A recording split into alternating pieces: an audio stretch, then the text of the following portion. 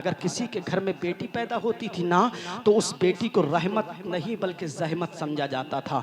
बेटी को जिंदा दरगोर कर दिया जाता था। आपको मालूम नहीं है इस्लाम के मुक़द्दस शहज़ादों, अरे जब तक मेरे मुस्तफ़ा करीम सल्लल्लाहु ताला अलैहि वसल्लम इस दुनिया में नहीं आए थे, अगर किसी के शौहर का इंतकाल हो जाता था तो हाल ये था इस दुनिया का कि उसकी जो बीबी हुआ करती थी ना, वो अपने बच्चों की मिल्कियत में आ जाती थी। उसके बच्चे चाहते तो उसको बाजार में जाकर के बेच देते, यानी कि अपनी माँ, उसकी माँ जो होती थी बच्चों की, वो उनकी मिल्कियत हो जाया करती थी। अगर वो चाहते अपनी माँ को बाजार में जाकर के बेच देते, और चाहते तो अपनी माँ से खुद ही निकाह कर लेते। ये मक्के का मेरे आका करीम सल्लल्लाहु अलैहि वसल्लम जब तक दुनिया में नहीं लाए थे तब तक का ये तरीका कार था। अब आइए, मैं आका के एक बहुत प्यारे सहाबी हैं जिनको पूरी दुनिया हजरत आसिम के नाम से याद करती है। हजरत आसिम की एक बात करने लगा हूँ, फिर अपनी तकरीर को ख़त्म करना चाहता हूँ। इस्लाम के मुक़द्दस शहज़ादों, पहले ईमान नहीं लाए थे जब तक मक्के के अंदर थे। मक्के की जिहालत वाली ज़िंदगी जब गुजर रही थी, मक्के की जिहालत वाली जो ज़िंदगी गुजर रही थी, अब आइए सुनते चले जाइएगा इस्लाम के मुक़द्दस शहज़ादों। मेरे आका जब तक दुनिया में नहीं लाए थे, हजरत आसिम ने मेरे मुस्तफ़ा का कलमा नहीं पढ़ा था। वो पत्थरों को पूजा करते थे, आग को पूजा करते थे, हवा की बंदगी किया करते थे। ये हाल था पहले के ज़माने का। लेकिन जब मेरे मुस्तफ़ा करीम आ गए हैं और हजरत आसिम ने मुस्तफ़ा का कलमा पढ़ लिया है, मक्के से हिजरत करके मदीना पहुंच गए हैं हजरत आसिम, मेरे आका के सहाबा इकराम का झुरमट लगा हुआ है। हजरत आसिम भी वहां मौजूद है। मेरे नबी फरमाते हैं, ऐ आसिम, मैं तुमसे एक बात पूछना चाहता हूं। आसिम, जब तुम ईमान नहीं लाए थे, जब तक तुमने कलमा नहीं पढ़ा था, जब तुम जिहालत की जिंदगी जी रहे थे, जिहालत की जिंदगी के शब रोज गुजर बसर कर रहे थे, उस वक्त का कोई तारीखी चैप्टर हो तो बताओ, कोई ऐसी बात हो तो हमें बता दो। जब मेरे आका ने इतना कहा था तो आसिम कहने लगे थे, या रसूल अल्लाह, मेरे माँ बाप आपके कदमों पे कुर्बान हो जाएं, मैं आपको कौन सी बात बताऊं। जब तक आपका कलमा नहीं पड़ा था, मेरी जिंदगी तो तबाही के दहाने पर जाकर के खड़ी हो गई थी। मेरे मुस्तफ़ा फरमाते हैं, कैसे बताओ आसिम। तो आसिम ने कहा था, मेरे आका जब मेरा निकाह हुआ था, जब मेरी शादी हुई थी, तो मेरी शादी को तकरीबन 2 साल गुजरे थे। मेरा हाल ये था कि जब पहली मेरी बच्ची की विलादत मेरे घर के अंदर हुई थी, तो मैंने अपनी नन्ही सी बच्ची के गला दबा के, गला घोट के उसको मार दिया था। मेरी नन्ही सी बच्ची चेंचे करने लगी थी, उसकी आवाज निकलती थी, लेकिन मैंने उसकी आवाज को अपने कानों से सुना था, लेकिन उस पर रहम नहीं किया था। मैंने अपनी पहली बच्ची को जिंदा मार दिया था। मेरी बीबी ने बड़ी कोशिश की थी, लेकिन मैंने अपनी पहली बच्ची को जिंदा मार दिया। और दूसरी बच्ची जब मेरी पैदा हुई तो मैंने अपनी दूसरी बच्ची को भी मार दिया था। इसी तरीके से जब तीसरी बच्ची मेरे घर में तीसरी बच्ची की विलादत हुई थी, मैंने उसको भी मार दिया था, जिंदा दरगोर कर दिया था। लेकिन आज सुनते चले जाइएगा इस्लाम के मुकद्दस शहजादों, मुसलसल 5 बच्चियां हजरत आसिम के घर पे जन्म लेती हैं। 5 बेटियों ने हजरत आसिम के घर पे जन्म लिया था, लेकिन आसिम ने 5 बच्चियों को अपने इन्हीं हाथों से गला घोंट करके मार दिया था। उनका गला अपने हाथों से दबा करके मार दिया था। जब ये दौरे जिहालत में जिंदगी गुजार रहे थे, उस वक्त की बात है हजरत आसिम की। मेरे मुस्तफा हजरत आसिम से सुन रहे थे, और मुस्तफा करीम की आंखों से आंसू मोती बन बन के उनकी दाढ़ी शरीफ पे गिर रहे थे। मेरे नबी सुनते जा रहे थे, आसिम कहते जा रहे थे, ऐ मेरे आका, अब छठी बच्ची जब मेरे घर पे पैदा होने वाली थी, मेरी बीबी उम्मीद से थी, तो मुझे किसी दूसरी जगह काम करने के लिए दूसरे शहर जाना था, दूसरे मुल्क में जाना था। तो मैं अपनी बीबी से ये कह करके गया था, ओ मेरी बीबी, अगर तेरी गोद से जो छठी जो मेरी मोहब्बत की निशानी तेरे शिकम के अंदर है, अगर ये मेरे जाने के बाद में मेरी गैर मौजूदगी में अगर बेटी पैदा हो तो इसे मार देना, और अगर बेटा पैदा हो तो इसे बचा करके रख लेना। अगर तूने बेटी को बचा करके रख लिया तो मैं तुझे अपने घर से निकाल दूंगा। ये मुस्तफा के आने से पहले का हाल था इस्लाम के मुकद्दस शहज़ादों। अरे मेरे नबी का हमारे ऊपर कितना करम है, हमारे ऊपर तो करम वाला एक करम है। मुस्तफा जान रहमत का, वो हर आलम की रहमत थे, किसी आलम में रह जाते हैं। ये तो उनकी मेहरबानी है कि ये आलम पसंद आया। मेरे आका सुन रहे हैं, हजरत आसिम बयान करते जा रहे रहे हैं। मेरे आका से हजरत आसिम अर्ज करते हैं, मुस्तफ़ा मैं चला गया था दूसरे शहर में काम करने के लिए, अब मेरे घर के अंदर मेरी गैर मौजूदगी में बच्ची की विलादत हो जाती है, बेटा नहीं बेटी पैदा होती है। लेकिन माँ अपने बच्चियों से कितना प्यार करती है ये तो एक माँ ही जान सकती है।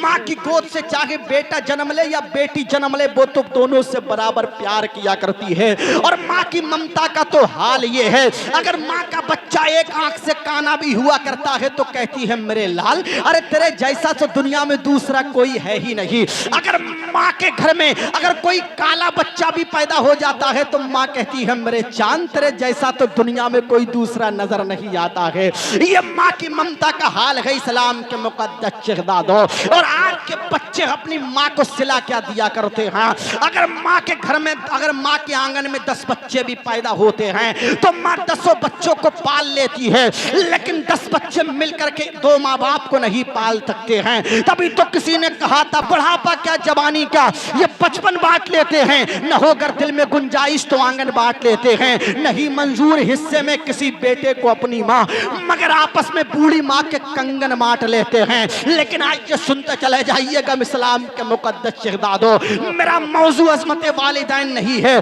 मैं तो मुस्तफ़ा की विलादत से पहले, मुस्तफ़ा के आने के बाद में जो बेटियों को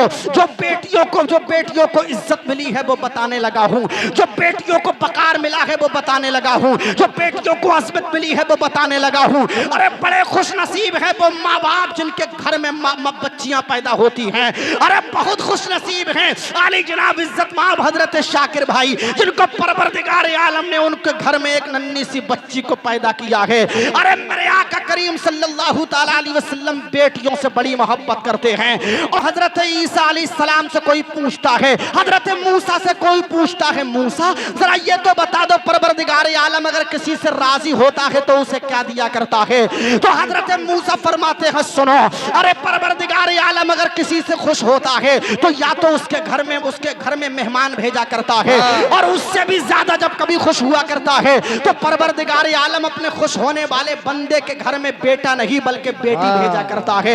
ये घरों में पैदा होने वाली बेटियों की शान है इस्लाम के मुकद्दस शहजादों। अब हजरत आसिम कहने लगे तो मैं चला गया काम करने के लिए, मेरे घर में बेटी की विलादत हो गई।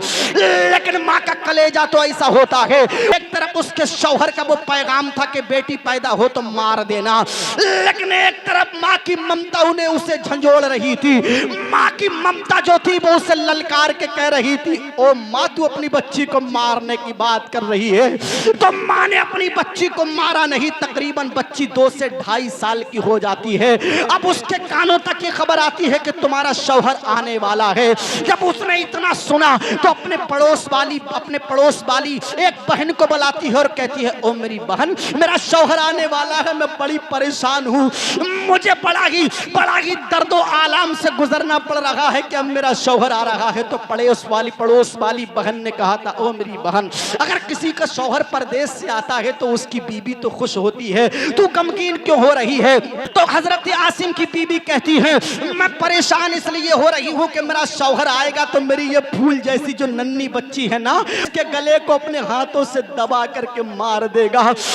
मैंने उसकी बगैर इजाजत इसको 2.5 साल तक परवान चढ़ाया है, अपना खून सीने का पिलाकर, अपना दूध इसके शिकम तक पहुंचाकर मैंने इसको परवान चढ़ाया है। अब मुझे ये बात खाए जा रही है, मेरी बहन अगर मेरे शौहर को पता चल गया तो मेरी बेटी को दरगोर कर देगा। हजरत आसिम की बीबी अपनी उस पड़ोस वाली बहन से कहती है, मेरी बहन जब मेरा शौहर आएगा तो अपनी इस बच्ची को अमानत के तौर पे मैं तुम्हें दे दूंगी, और कभी कभी ये मेरे घर में आती रहेगी, मैं कहूंगी तुम्हारी बेटी है। अब वही वक्त आ जाता है, वही साथ, वही लम्हा, वही घड़ी, वही घंटा, वही मिनट, वही सेकंड आता है कि हजरत आसिम अपने घर के अंदर आ जाते हैं। और जैसे ही हजरत आसिम अपने घर के अंदर एंट्री करते हैं उनकी बीबी उनके लिए खाना बना करके दस्तरखान पे सजा देती है। और हजरत आसिम खाना तनावुल कर रहे हैं, इसी कश्मकश में वो बच्ची फूल जैसी घर में आती है। हजरत आसिम की नजर पड़ती है तो ललकार के कहते हैं, मेरी बीबी बताओ तो सही, ये आने वाली बच्ची किसकी है, कौन है इतना बड़ा नालायक इस दौर का कौन है जो इस अभागन को अपने घर में पाल रहा है। जब हजरत आसिम ने ललकार कर इतनी आवाज को निकाला था तो बीबी कहने लगी थी, झूठ बोलने लगी थी, कहती थी पड़ोस की बच्ची है, आ गई है खेलने के लिए। इसी तरीके से जिंदगी के शब रोज आगे को बढ़ते जा रहे थे। बच्ची कभी कभी आती थी, उनकी बीबी कहती थी मेरे सर के ताज, ये बच्ची पड़ोस की है। लेकिन देखते देखते हजरत आसिम को उस पे प्यार आने लगा और उस बच्ची को अपने साथ में दस्तरखान पे बैठ करके खाना खिलाने लगे। और कभी कभी शाम को अपने बिस्तर पे अपने साथ अपने सीने से लगा करके सुलाने लगे। बच्चियां अपने बाप से बहुत प्यार करती हैं। बाप जब आता है ना घर के अंदर काम करते तो बच्चियों की नजर उसके साथ में थैले पे नहीं होती है, उसकी जेब पे नहीं होती है, बल्कि अपने बाबा के चेहरे पे हुआ करती है। और बेटियां, बाप जैसे ही घर में आता है तो बेटी कहती है, बाबा अगर आप काम करके आए हो, पानी की हाजत हो तो मैं एक गिलास पानी ला करके आपकी बारगाह में पेश कर सकती हूँ, इसको पी लीजिएगा। अगर पैरों में दर्द हो रहा हो बाबा तो मैं आपके पैर दबा देती हूँ, ये बेटियां कहती हैं। और बेटे तो हर वक्त माँ बाप की प्रॉपर्टी, जमीनों जायदाद, खेतों खलियान, मकानों, दुकान पर उस नजरें रहा करती हैं, उसके पॉकेट पे नजरें रहा करती हैं। ये बेटियों की शान है इस्लाम के मुकद्दस शहजादों। बाप के चेहरे पर, बाप के सीने पर जब अपने आप की बाप के सीने से लग करके जब बेटियां सोती हैं तो बाप को कितना सुकून मिलता है, ये एक बाप ही महसूस कर सकता है। वो हजरत आसिम अपनी बेटी को अपने सीने से लगा करके सुलाने लगे थे और कहने लगे थे, मेरी बीबी, मुझे बच्ची से प्यार हो गया है, काश ये बेटी अगर हमारी होती तो कितना अच्छा होता। तो बीबी ने सोचा था, अरे कहीं ना कहीं परवरदिगार आलम ने मेरी बेटी की मोहब्बत को, ममता को इसके सीने के अंदर डाल दिया है। तो उसकी बीबी ने, हजरत आसिम की बीबी ने सच बता दिया। कहती है, आसिम ये बेटी किसी और की नहीं है, आप ही की तो निशानी है, जिसका चेहरा आपकी तरह है, जो आपकी छवि नजर आती है, आपकी सेम कॉपी नजर आती है। मेरे सर के ताज आसिम, ये बेटी किसी और की नहीं, आपकी है। तो हजरत आसिम कहने लगे थे, मेरी बीबी अगर ये मेरी है तो सुन लो, अब मक्के के किसी आदमी को ये पता नहीं लगना चाहिए कि आसिम के घर में बेटी पल रही है, तो मैं इसको छिपा करके रखना पड़ेगा। अब हजरत आसिम बाजार जाते थे तो थैले में छिपा करके उसके लिए खाने के लिए फल या कोई और चीज लाया करते थे। अपनी बच्ची के खेलने के लिए खिलौने भी लाया करते थे छिपा करके, कहीं मक्के के लोगों को पता न लग जाए। लेकिन खुशबू जो होती है वो कभी छिपती नहीं है। अरे खुशबू तो अपना रंग दिखा कर ही रहती है। मक्के के लोगों को आखिर में पता चल ही गया कि आसिम के घर में एक बच्ची परवान चढ़ रही है। अब जो हजरत आसिम के दोस्त थे, जो उनकी कमेटी, उनकी यूनिटी के लोग थे, हजरत आसिम को समाज के अंदर बिठाल के कहते हैं, आसिम हमने सुना है तुम्हारे घर के अंदर एक बेटी पल रही है, तुम्हारी बीबी ने बेटी को जन्म दिया है, मारा नहीं है। अरे तुम्हें मक्का का रीति रिवाज नहीं पता है, तुम बेटी को कैसे पाल रहे हो, तुम्हें बेटी को मार देना चाहिए था। तो हजरत आसिम को बहुत ज्यादा जलील और रुस्वा उनके दोस्त करते हैं। अब हजरत आसिम का वही पुराना शैतान जाग जाता है और अपनी बीबी के पास में जाते हैं तो उनकी बीबी अपनी बच्ची के बालों को कंघी कर रही थी, उनके बालों अपनी बेटी के बाल को संभाल रही थी।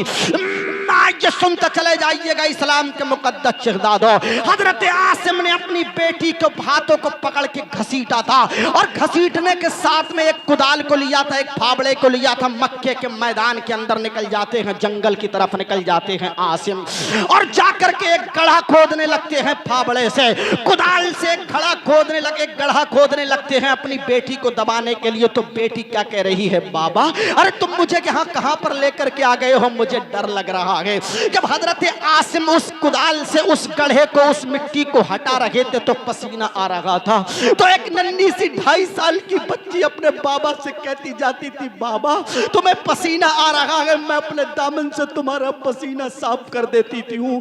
मेरे बाबा तुम क्यों इतनी मेहनत कर रहे हो, उसे क्या पता थी कि एक बाप आज मुझे इसी गड्ढे के अंदर जिंदा दफनाने वाला है। ये मेरा मुस्तफ़ा के आने से पहले की कहानी है इस्लाम के मुकद्दस शहजादों। जब मुकम्मल गड़ा खोद दिया है, अपनी बच्ची को उसके अंदर दाबना चाह रहे हैं आसिम, तो मुस्तफा से कहते हैं मैं आखिरी वक्त में अपनी बेटी के ऊपर मिट्टी डालता जाता था, यहाँ तक कि मेरी बेटी कमर तक दब गई। तो कहती थी बाबा मैंने जिंदगी में तुमसे कोई ऐसी चीज तो नहीं मांगी है जो तुम मुझे जिंदा इस मिट्टी के अंदर दबा रहे हो, लेकिन मुझे रहम नहीं आया था आका। मेरी बच्ची मेरी बेटी को मैंने उसके कांधे तक उसकी गर्दन तक मिट्टी से दबा दिया था, लेकिन मुझे रहम नहीं आया। उसकी चीखें मेरे कानों से टकराती रही, लेकिन मुझे रहम नहीं आया। जब उसके मुंह तक मिट्टी पहुंच गई, उसके मुंह में मिट्टी जाने लगी, आंखें और पेशानी बची थी, तो अपनी आंखों को बारगाह रब्बुल उला में उठा करके बेटी अपनी आवाज को बुलंद करती है, आंखों के इशारे से कहती है मौला कब तक इस दुनिया के अंदर इतना जुल्म होता रहेगा, जुल्म ज्यादती के पहाड़ तोड़े जाते रहेंगे। कोई तो ऐसा बंदा भेज दे जिसके भेजने से हमें जो जिंदा दफनाया जा रहा है, कोई आकर के हमें दफन होने से बचा ले। तो आंख में तो कान में हजरत आसिम की आवाज आई थी, ओ दफन करने वाले बंदे सुन ले, अब यहाँ पर इस दुनिया के अंदर मैंने अपने महबूब को भेज दिया है, अब कयामत तक कोई बेटी जिंदा दरगोर नहीं की जाएगी। तो मुस्तफा जान रहमत हजरत आसिम से कहते हैं आसिम सुनो, वो आवाज जो कानों में आ रही थी वो किसी और के ताल्लुक से नहीं, मुझ मोहम्मद के ताल्लुक से आ रही थी। परवरदिगार आलम ने उस आवाज को तुम्हारे कानों तक पहुंचाया था, उस वक्त मैं पैदा हो चुका था। जब से मुस्तफा आए हैं तब से कोई बेटी जिंदा नहीं दफनाई गई है। तभी तो किसी ने कहा था बुलबुलें चहचहाने लगी हैं, तितलियां जगमगाने लगी हैं, आमदे मुस्तफा हो रही है, बेटियां मुस्कुराने लगी हैं।